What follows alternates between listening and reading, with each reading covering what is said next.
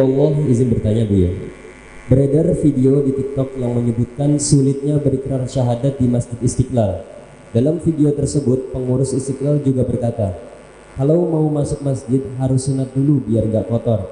Karena pelayanan yang kurang baik, akhirnya membuat keluarga calon mu'alaf kecewa. Menyikapi video viral tersebut, akhirnya Masjid Istiqlal meminta maaf dan melakukan upaya damai. Dan setelahnya Masjid Istiqlal memposting syarat atau SOP jika ingin berikrar syahadat di masjid. Saya lihat syaratnya cukup banyak, seperti mengumpulkan berkas-berkas, dan hari Sabtu Ahad juga libur, tidak menerima orang yang mau jadi mu'alaf. Apakah tidak cukup Buya, ketika menjadi mu'alaf cukup ikrar syahadat saja, tidak perlu prosedur yang serumit itu? Jika memang administrasi diperlukan untuk sertifikat, bukannya bisa menyusul ya Buya? Setidaknya sambut baik dulu calon mu'alafnya. Mohon nasihatnya Buya, saya kok jadi sebel sama admin atau pengurus Masjid Istiqlal. Terima kasih Buya. Wassalamualaikum warahmatullahi wabarakatuh. Waalaikumsalam warahmatullahi wabarakatuh. Kami tidak tahu apa yang terjadi sesungguhnya di masjid tersebut. Ini kejadiannya seperti apa? Karena selagi kita tidak tahu yang sesungguhnya, kami tidak berkomentar, tidak membicarakan tentang kasus yang ada di masjid tersebut. Kami tidak tahu yang sesungguhnya seperti apa. Apakah betul seperti itu atau mungkin karena yang datang ada. Kadang ada orang yang menyertainya itu adalah kurang beradab, bisa jadi begitu sehingga menjadikan pengurus masjid suatu ketika di sebuah masjid adalah ada pengantin. Keluarganya sudah baik, ternyata ada tamu yang tidak baik. Akhirnya masjid menjadi marah kepada semuanya. Itu sah juga. Tapi tidak ngerti. Yang jelas kami tidak mengerti apa yang terjadi di masjid tersebut. Yang jelas begini. Untuk masuk Islam tidak boleh dipersulit. Hendaknya dipermudah. Menunda masuk Islam saja adalah kerugian. Khawatir dia keburu meninggal dunia, belum menjadi ahli la ilaha illallah. Maka permudah. Kalau ingin masuk, kami sampaikan kepada saudara-saudari yang non-muslim, yang ingin masuk Islam, tidak usah nunggu harus pergi ke masjid besar di mana tempatnya, atau di masjid besar yang ada di mana gitu, tidak perlu. Bersegeralah untuk bersyahadat, datang kepada orang muslim yang ada di kiri kanan Anda, untuk menyaksikan agar kalau seandainya bersyahadat sendiri saja juga sah di hadapan Allah. Cuma di hadapan manusia tidak dianggap karena nggak ada yang tahu kalau dia bersyahadat. Nah, kalau Anda syahadat di depan kaum muslimin yang ada di kiri kanan Anda, dia akan berkata bahasanya dia sudah masuk Islam, sehingga kalau meninggal dunia Anda akan dikubur dengan cara kaum muslimin. Itu dipermudah semacam itu. Ada pun masalah disaksikan itu adalah babnya nanti. Jangan menunda. Ada sebagian orang ingin masuk Islam datang pada kami. Anda bilang jangan datang kepada saya, datang kepada orang muslim di kiri kanan syahadat, baru nanti datang pada kami pengukuhan saja. Nah ini seharusnya begitu, dipermudah siapapun. Karena apa? Mahal masuk Islam ini. Arti apa? Kasihan sekali orang masuk Islam tertunda gara-gara kita.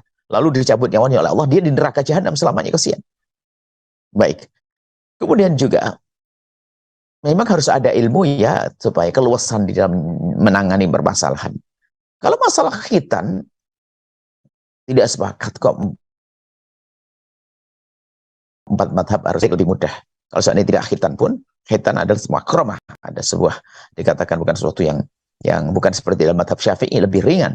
Artinya bisa saja dia masuk, baru khitannya nanti. Suruh khitan dulu baru masuk Islam. Ya, kisahnya ya. Saya mohon maaf, kami tidak mengerti apa yang terjadi di masjid itu. Yang jelas, jangan suruh khitan dulu. Bahkan khitan pun belum tentu harus khitan. Misalnya, dia kena darah, kena gula darah, gula dan sebagainya. Kalau khitan nanti. Ada madhab lain seperti madhab Imam Malik, sangat ringan urusan khitan. Biarkan tidak usah khitan, dia sudah dianggap yang beragama Islam, masuk Islam, selesai.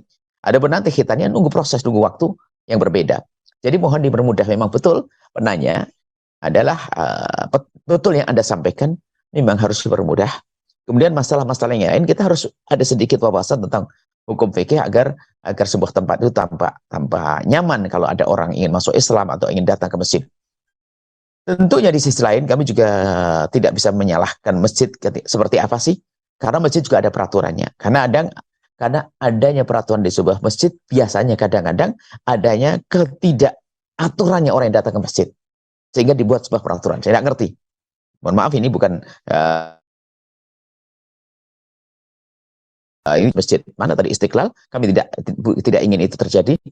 Kami tidak ngerti apa yang terjadi yang sungguhnya, hanya kami mengomentari bahwasanya masuk Islam harus permudah. Urusan masalah khitan gampang semacam itu, jangan dipersulit. Seperti itu. Semoga semuanya memahami, jangan gampang memandang orang dengan pandangan buruk, baik pandangan negatif, menyalahkan ini itu kebiasaan gaya menyalahkan sebelum bertanya adalah kecerobohan, kesombongan.